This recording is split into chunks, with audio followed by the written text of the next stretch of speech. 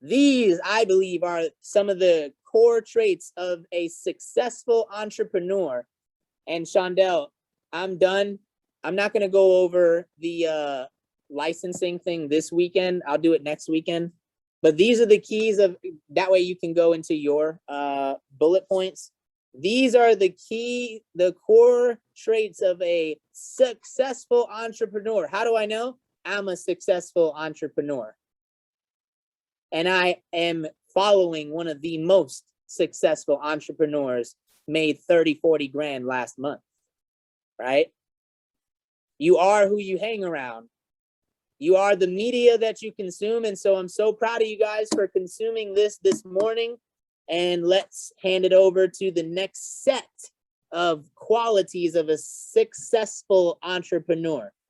Thank you, guys. Awesome, guys. All right, so I'm going to go into a couple more qualities. Give me a sec.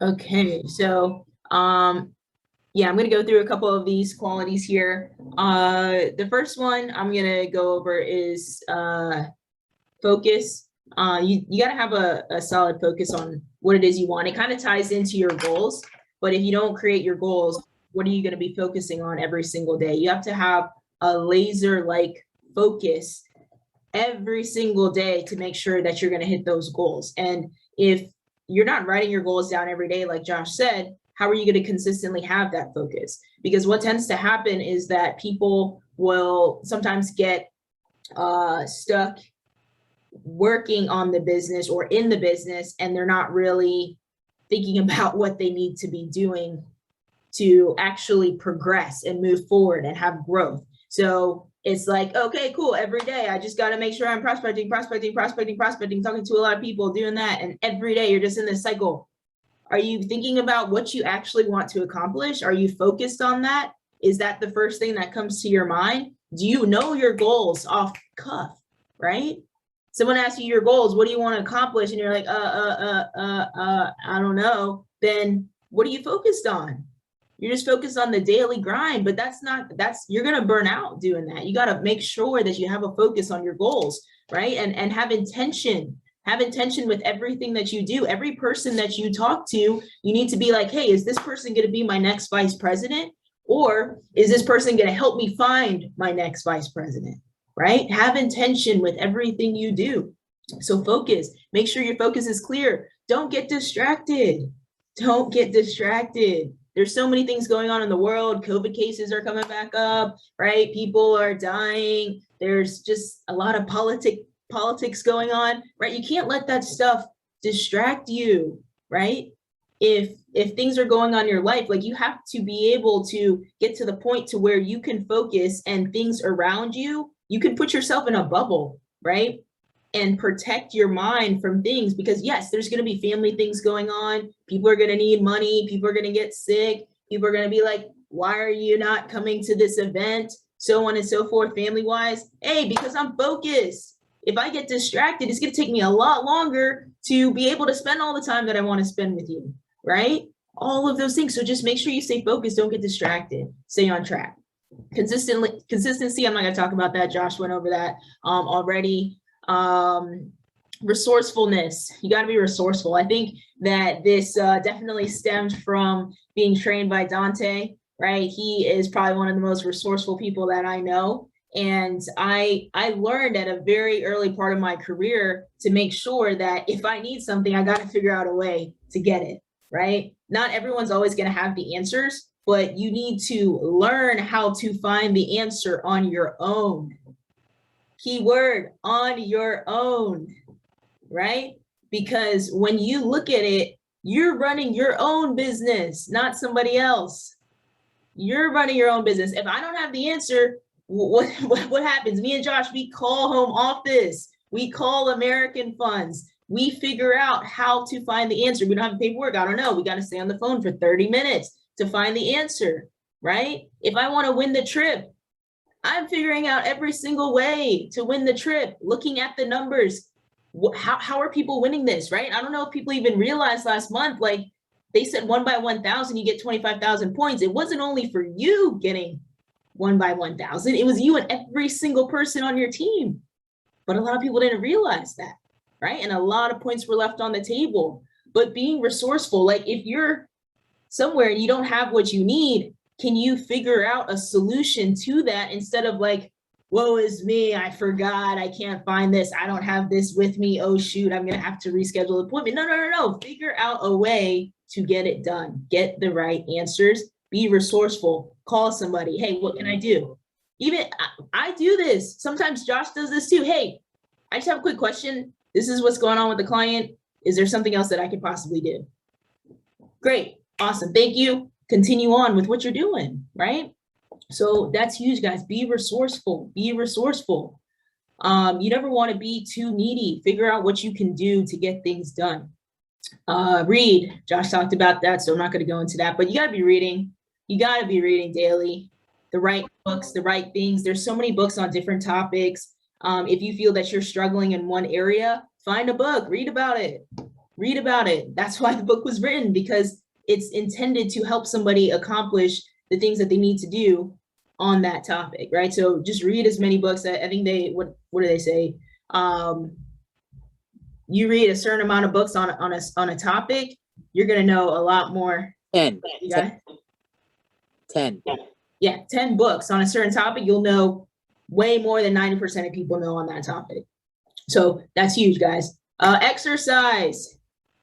I think we spelled that wrong, but exercise, guys. Make sure that you're working out, you're taking care of yourself, you're taking care of your body. You don't have to be like going all out like I know Josh and I do, like lift weights and stuff all day, long workouts, but do something. I know Jen, for example, she just wakes up in the morning and does some abs and push-ups, sit-ups, all that, right? Before she gets her day going, because what's the worst thing that can happen, guys? You become completely financially independent and you have a terrible health situation, right? Now you're overweight, you have diabetes, you have high blood pressure, right? Well, what was the point that you fought to have all this money and all this time, and now you're sitting at home because you can't really get things going? So you got to make sure, number one, that you're protecting yourself, your health, your body, eating the right things, doing the right things daily, and just staying on track, you know? So that's huge. People skills. This is something I'm gonna kind of flip this really quick. I'm gonna talk about confidence first and then go back to people skills. But with confidence, guys, a lot of people don't come into this business with confidence. A lot of people, right? Including myself. If you guys are hearing me now and you're like, wow, she's amazing. Ask Dante. I was not this way to begin with, right? I was very introverted. I definitely didn't like talking. Anytime I had to speak or even like do a presentation, like, I don't know if Dante remembers this, so side story, guys, but there was an appointment that we were going to do at this lady's house because we actually had to go to people's houses. And it was probably one of my first training presentations, and it was super unqualified. But at that point, I didn't really like, no, I was just like, yes, let's go on these appointments. And it was super hot outside. We drove up to the house. At the front door, Dante was like, you're doing the presentation. I was like, what? I don't know. I don't know any of this. I don't know if this lady is like older. What if she wants to talk about investments? Like, also, I was freaking out. I had no idea. We get in her house and there's no freaking AC. So I'm nervous as hell, sweating. And I don't like, I'm literally going through the presentation and I'm like, and looking at Dante, he's like, just go. You didn't say anything. I just had to keep going, right? But that was then. Like, now you guys see the trainings that we do, like, we're on it. We're confident. Why? Because we've mastered our skills and we've gotten better every single day, right? But your confidence grows when your competence is there, right? So you got to learn those things and grow, and you can become confident. And it's not just in speaking, it's in being a leader. It's being with working with people, developing others. That confidence grows as well. Because, and that ties into people skills, because at the beginning, it's like, great, I know my skills, I know what I need to do every single day, but maybe my people skills aren't all the way there. So maybe, like, for example, someone's like super hardcore about their goals. They're like really kind of like, hey, if you're not going to do this, I'm not working with you. That's not great people skills, right? So you have to learn a balance of how to work with many different types of people, right? And what was I don't know, I've been listening to a lot of things and realizing, so I don't remember where it came from, but somebody was saying, hey, not everybody is going, maybe it was Shaq yesterday. He was like, you can't teach a fish how to climb a tree, right? So it's like people come into the business and they may not be great in one area. You can't be like, oh, whatever, that person's not going to do anything here, right?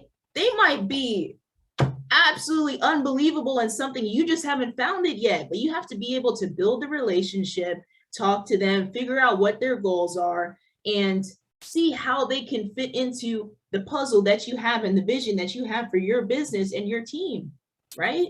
Like Bruce talks about it all the time. Tommy D on his team is not a massive builder or producer, but he's a huge securities producer and makes millions of dollars every year from securities, and Bruce overrides that. But just because he didn't recruit and build and all of that consistently, he didn't say, oh, forget about that, I'm going to talk to somebody else. No, he still worked with him. He built that relationship and just helped him master what he was good at. So I think that's huge as far as people skills and learning to work with that and get better and just become a better leader in those areas. And then the last thing, guys, I'm just going to talk about is being competitive. Because if you're not competitive, yeah, I don't know. You, and it doesn't have to be like, oh my gosh, if I didn't do this month, then I'm going to die or something crazy, you know, but it's like, be competitive. Like you have goals. Josh said, if you don't think that you're going, if you, what did you say? If you're not willing to die for your goals, it's not big enough for you, right? So even though there's the massive side of being competitive as far as like what your goals are and what you're fighting for, there's also the small side. Like if there's a pen or a t-shirt or a trip or an incentive to go to Chima or whatever the case may be, going to Shaq's house, compete for that, push for that. Why? It's tricking you into running a business, because if you win all of those things, you're going to have a huge business built, right? People just every single time an incentive comes out, it's like, oh, it's another incentive. Okay, well, hopefully you do it for a steak dinner if you're not going to do it for yourself, right? And if you're not going to do it for yourself, do it for your team. Compete for your team. Do you guys look at the leaderboards? Because that's something that's critical. Like we were, I don't know if we still are because the numbers have to close out, but we were number one in all the categories, premium and recruiting last month. And at the end of the month, it was getting very, very close. And I was like, guys, we got to stay at number one, right? You got to fight for those things. And if it's not you, fight for your team. Because at some point of your career, you're going to want people to fight for you to be number one. And the only way that this entire hierarchy is going to be number one in the nation is if all these individual teams become number one in their categories. So you got to compete. You got to compete. Even if it's just like, hey, I cannot do zero this month. I cannot do zero. I have to do something. You're on a team for a reason, right? Bruce says you got to do more than a dead body, right? So with that stuff, guys, compete. I know, Josh, you were muting yourself, but those are the major things to focus on, guys. And if you're not doing this, how can you be a successful entrepreneur? It's impossible. It's impossible. So go ahead. Yeah, I'll close this out with a visual of measurement, but a little more on being competitive and mastering your skills is do you know like how normal business works, guys? If you started in the book The E-Myth, the author is using an example of a woman that owns a bakery, and it's teaching the bakery the woman who owns the bakery how to systematize her bakery instead of working in your business only. You can work on your business. Everyone go read that book. But prior to Michael Gerber coming in and coaching her, she was like literally about to close her doors because she could not figure it out. That's normal business. If you can't figure it out, you go out of business. In Primerica, if you can't figure it out, you have coaches. What? Do you know how unbelievably valuable that is? That you could pick up the phone and call somebody else to answer your business question for free? For free. Like, people charge for that stuff. Anyways, in terms of competition, the type of society we live in is not a communist society. It's a capitalist society. We live in capitalism, and in capitalism, basically, you can say that the person that wins in business is is sort of like the highest bidder. But it's not just the highest bidder, it's the one that provides the most value at the least cost. That's capitalism, which means it's a competition. If we have if we have 5 people selling apples, right? And they all get together and they're like, hey, like 4 of them get together and say, let's sell these apples for $20. Imagine buying an apple for $20. Like, you'd be like, man, you guys are trying to screw me over, rip me off.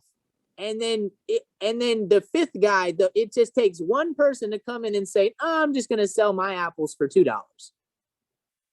$2 an apple.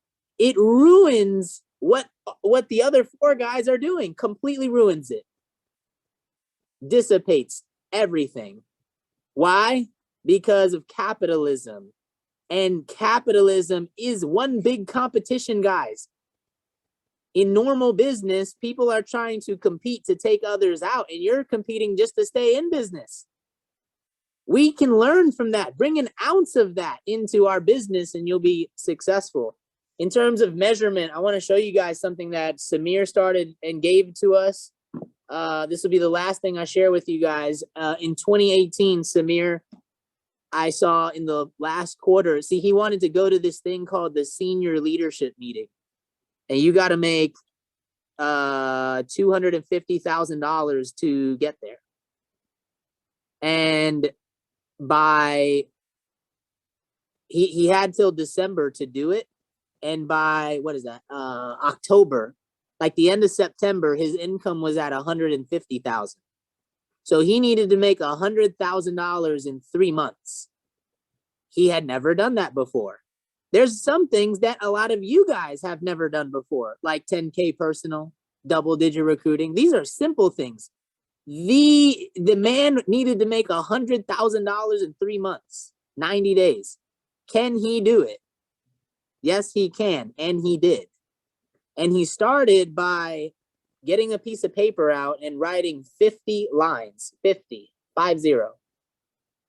Okay, and he tracked every single appointment that he did in 90 days, 50 appointments. And I started doing the same thing ever since 2019. I have records of every single appointment that I've ever done since 2019. Look at that. And so it's not a mystery. I look back when I broke the hierarchy record. By the way, I wonder if anyone, I'm going to break it again, right? I wonder if anyone else is going to break it, but we're going to or excuse me, what we did was we measured what we did in that month. We went, why? Because I wrote it down. And what I do is I write down how many recruiting appointments I do in the month, how many orientations I do in the month, and how many qualified appointments I do in the month. And I track it. So I went back and I looked at how many QAs I did in the month that I did 20,000 personal, and it was 26. in a month. That's like 6 every week. Is that going to kill you? No, didn't kill me. 6 appointments a week. 26 in the month. 20,000 personal. If you don't measure what you do in this business, everything's a mystery. But if you want to unlock the mystery, like Scooby-Doo, maybe they call him Scooby-Doo because he does it. He does the dang thing all the time, solving the mystery. Hey, if you guys don't track what you do, it's gonna be a mystery. And you know, it wasn't a mystery. Oh, and what I also learned was 13,000 of my 20,000 personal came from one leg. How about that? Training one leg. See, for me, I needed to know that because now I'm going to do that same thing this month. I'm like, oh, it didn't come from a bunch of different sources. It came from one person and tap rooting deep through that one leg. 13,000 of the 20,000. One leg. Amazing. That's why you track yourself. So hopefully that was helpful to you guys. Week 1 is in the books of August. Okay. Entrepreneurs, not wantrepreneurs, have standards. I challenge everyone on this call over the next 7 days to go on 5 qualified appointments. Get 50 new contacts. Don't care how you get them. Get 50 new contacts. Okay. And go on 5 qualified appointments and do 5 recruiting appointments. I challenge you guys. Love each and every one of y'all. Let's get after it.